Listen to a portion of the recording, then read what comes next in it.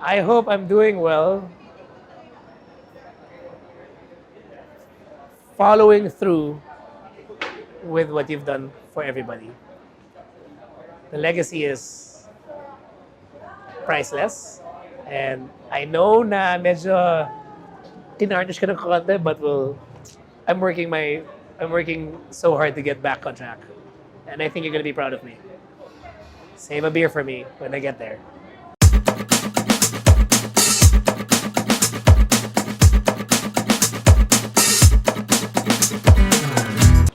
Napakaraming showbiz royalty sa local entertainment pero walang duda na ang pinaka-talented ay ang mga Eigenman.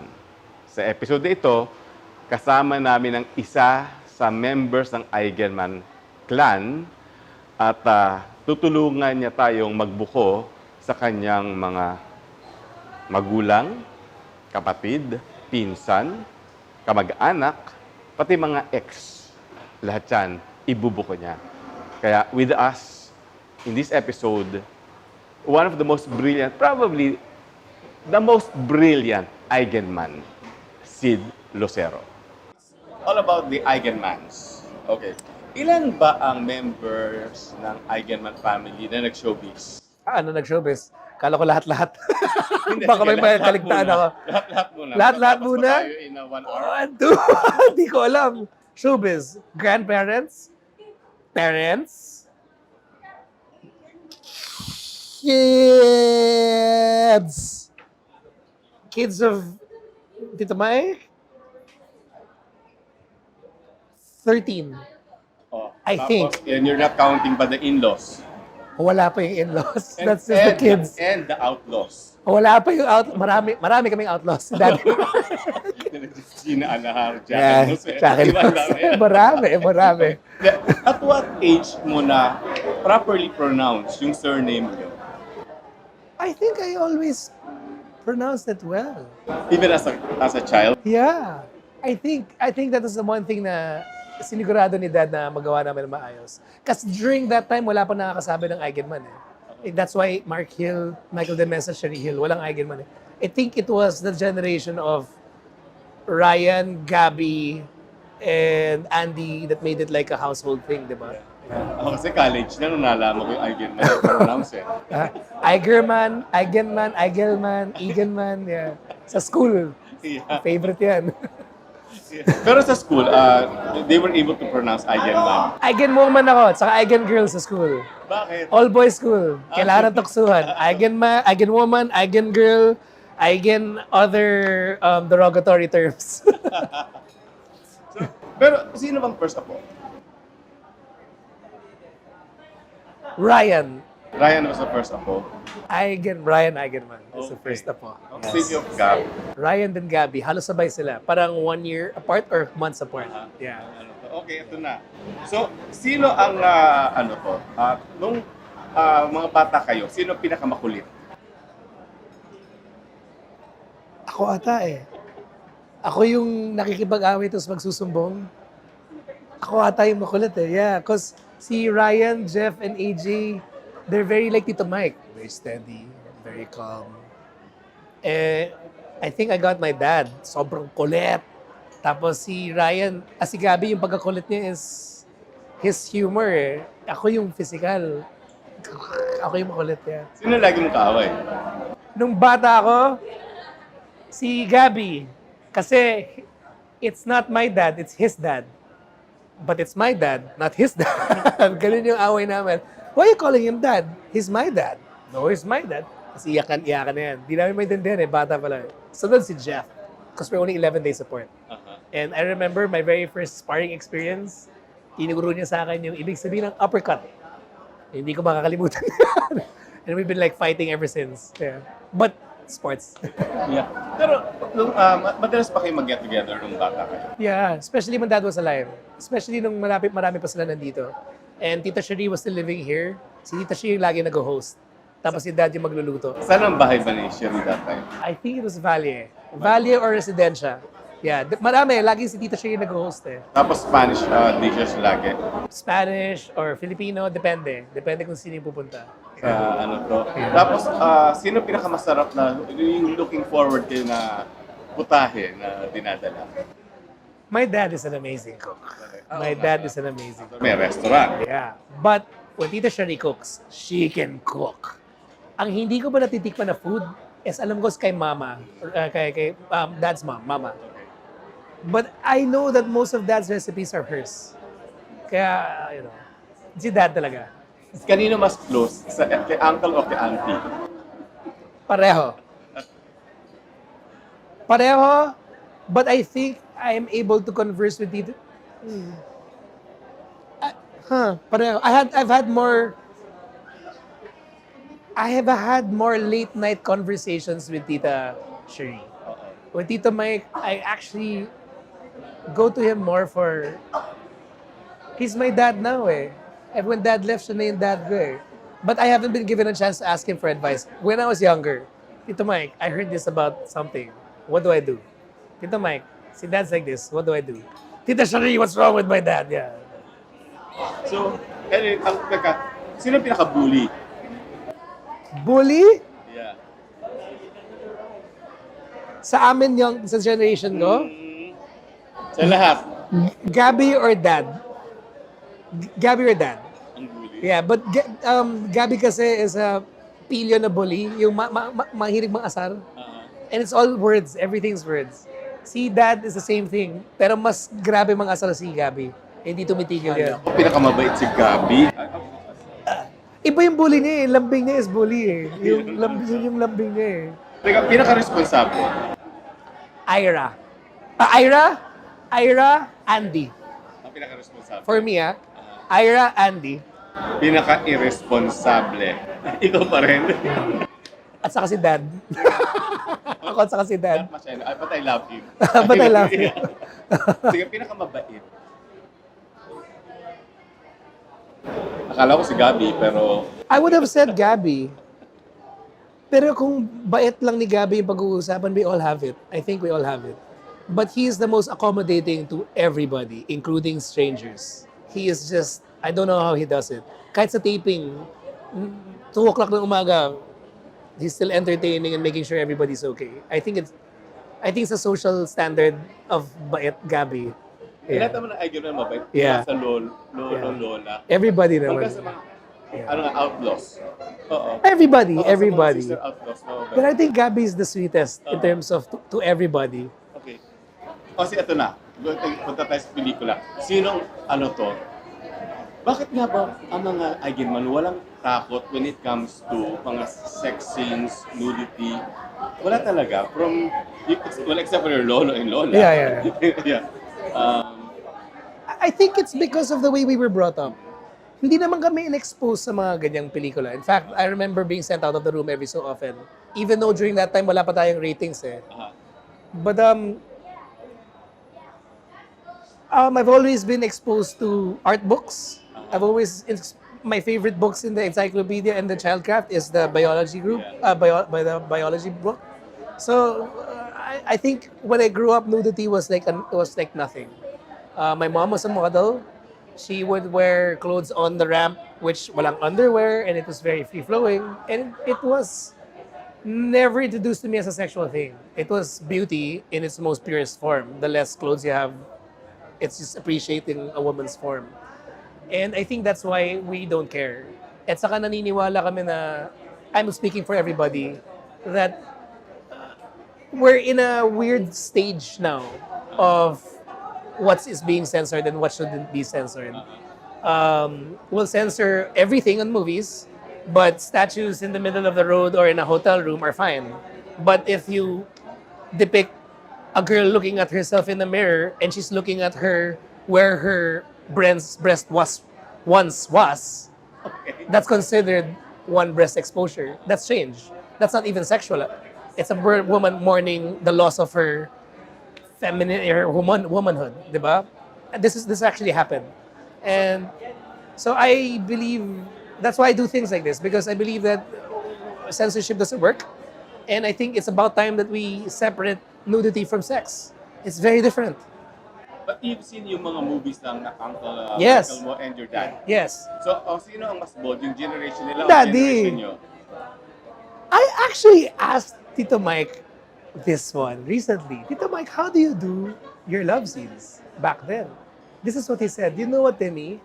I think you have done love scenes very differently from me. We had a chuk-chuk and then lie down off camera tapos katu-moon or katu-tulo ng gripo. During my time, it was, Cinemalaya. It was all these festivals, and they were pushing it.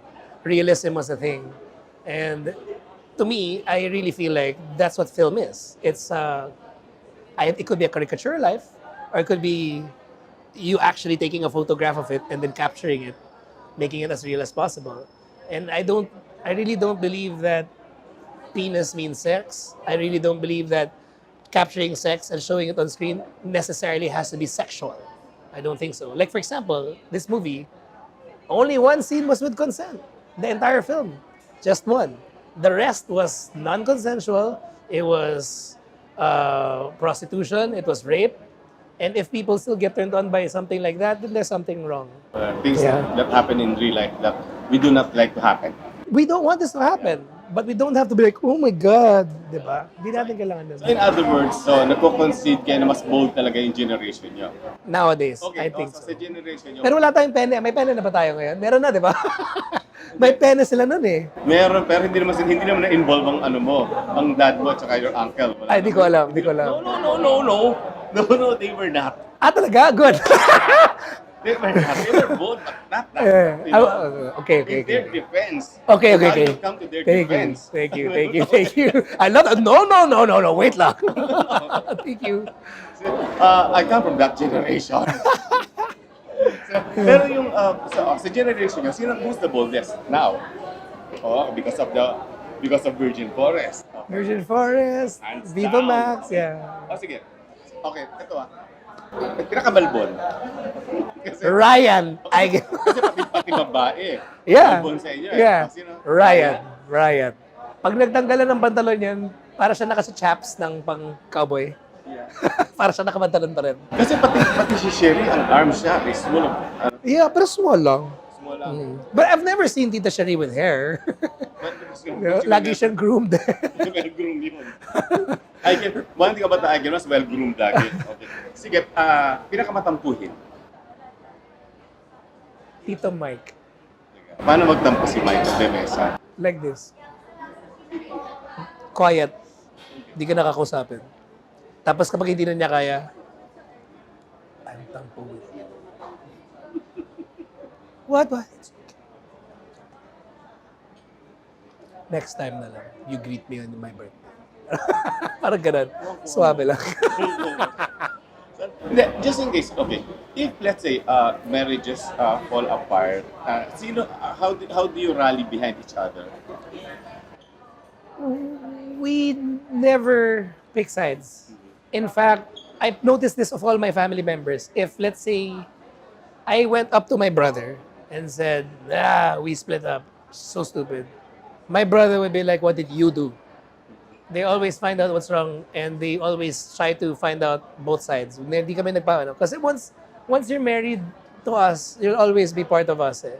Especially if you have kids. Even the girlfriends, kahit tapos na, we're like, you'll always be my cousin or sister. Yeah. Like si Gina Alahari is still... Tita Gina is my tita. I don't care what went through that's between them. My relationship with tita is mine alone and hers. Yeah. Pinakamitindi ang topa. Mark Hill, Sid Lucero. Imot-ama talaga. Mark Hill, Sid Lucero. Yeah. Talaga yung matindi ang topa. Yeah. Naman ako ata eh. Pero marami kang kwento tungkol kay Mark Hill. That I want to know. Yan! Tell me about my father. Do we have time? Si Ricky naghihintay. I have time. Hindi, meron yan. Singit ko lang yun. Basta, Jack ni Jose. Yes, ito. yeah. Hindi makontak si Jack ni Jose. Talagang shooting yata at nakasahot na sa province, hindi mo connect. I told you. Kasi nung araw, ano pa eh, tadial ka pa sa operator eh. Yeah. Nagbabasag na siya sa hotel room. Oh my God. Tapos until umawat lang, si Bembol Rocco lumabas na nakabrief. Naniniwala na ako sa'yo. Ngayon siya lang yung pinaka-top pa. Marami. Hindi, ito. Aigen naman ang pinakamayaman. I don't know. Andy? Tita Shari? I don't know. Maybe Tita Shari? I don't know. Maybe Andy? I don't know. Yeah. I don't know. Okay, ito. Last ano na lang to. Okay. Sino sa mga Eigenman ang pinakamagaling? Basta aside from you, because ano to? No, that depends. Dalawa na urian mo eh. No, that Pero depends. lahat sila, maraming urian ng Eigenman eh. Yeah, Okay. that depends. I really believe that each and every one of us have our own thing. Okay. Like Gabby does his singing and he likes to do his TV. And I know he loves film, pero hindi kami ever nagpatong-patong ng career path eh. Jeff is the same thing. He's more of the matinee idol. AJ almost the same thing, pero parang hindi siya umabot sa full-blown character actor niya eh. Papunta pa lang siya doon, naglumipat na siya eh. Yeah. Raya. Ryan, I think Ryan and me are much closer. We're both character actors, but Ryan is more of like brooding and scary and I can't do what he does. I can't do what they do either. I have an answer. No offense, people, my family. I truly believe Maxine Eigenman has something inside of her that if she taps into it, it will blow everybody out of the water. I really think so. And I don't think she's been given enough chances to get there. But if I'm just going to look at that fire inside that we all want to show on screen, my sister has the brightest one. Okay. This much I have to say, she is the most underrated Eigenman. Ito na lang pa. Thank you for saying that. Yeah, alam ko, I miss your dad. But if you had a chance to, I know it's cheesy, but if you had a chance to talk to him, what would you want to tell him? That we're gonna do a movie together. Your dad? That's what, yun yung gustong sabihin sa kanya. If he was still alive, hey Dad, guess what? We're gonna do a movie together. Tapos that would mean that we have to work together and we're gonna do a movie. Because we've never worked on a movie together. But not gonna happen Not gonna happen. anymore. Not gonna happen. So, that's your message. Oh, you want it to be a message?